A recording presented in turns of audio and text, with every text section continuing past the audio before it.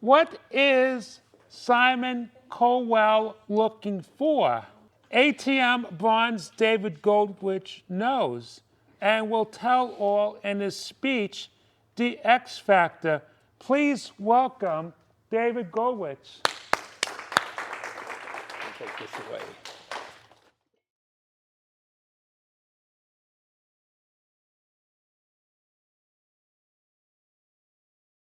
Good evening, fellow Toastmasters and guests.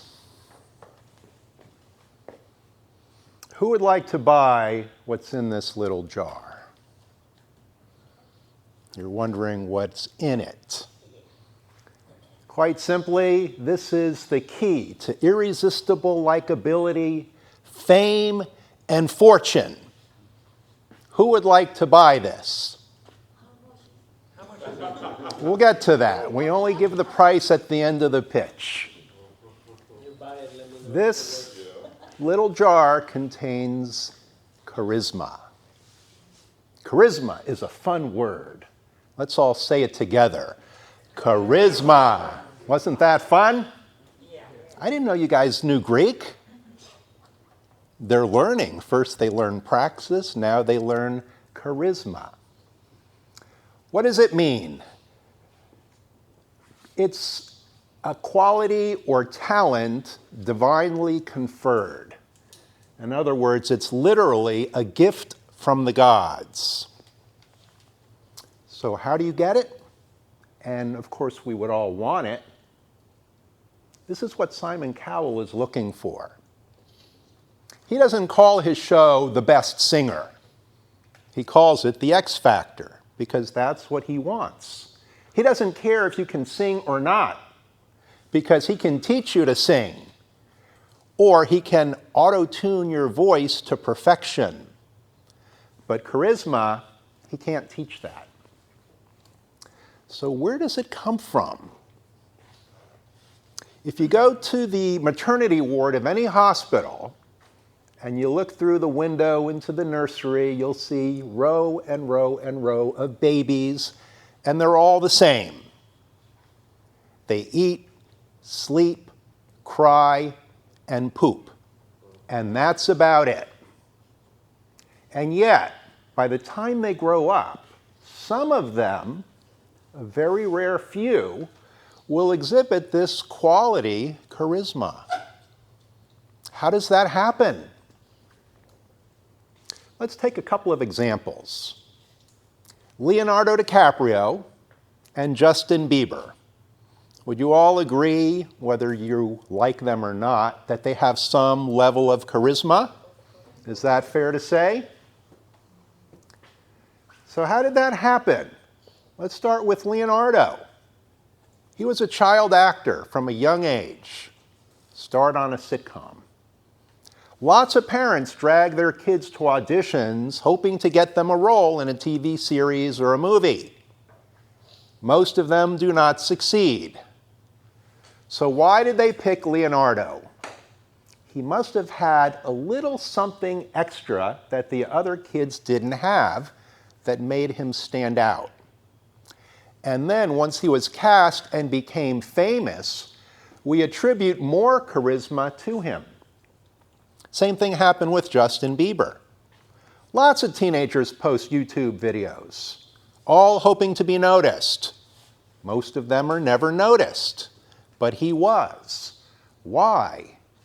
He also must have had a little something more than the other people in the videos, and that's why he went viral. Now, it isn't just a gift from the gods, because we also give them this gift. Once they become famous, we give them more charisma, and it just snowballs. Isn't that wonderful? So, I ask again, who would like to buy this? And how much would you pay? Would you pay $1 million for this? Yes, you would. Any one of you would.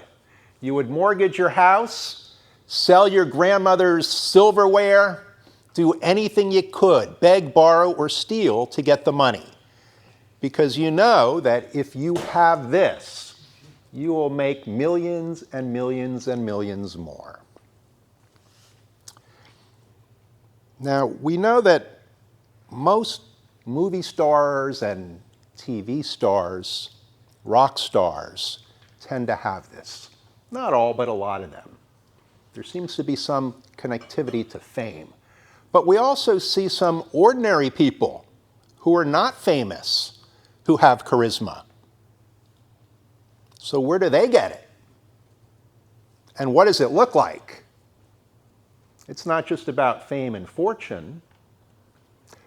It isn't just, I was reading a lot of books to try to figure out the secret, because I knew that if I could put this in a bottle and sell it, I would be rich. So I read a lot of books about charisma. None of them taught me how to be charismatic. One book said, charisma means you're just a good listener. No.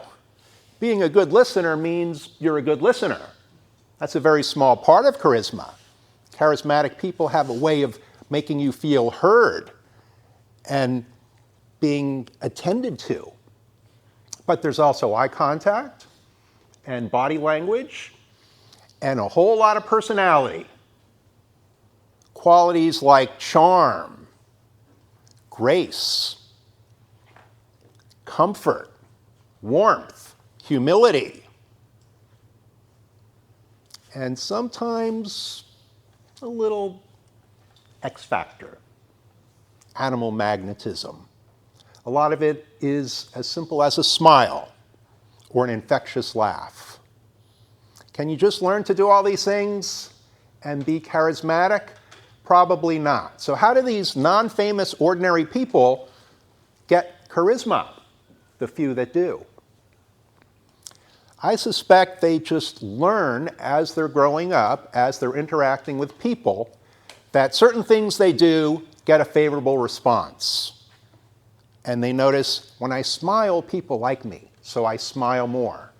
And they just calibrate their behavior to the reactions of other people and situations.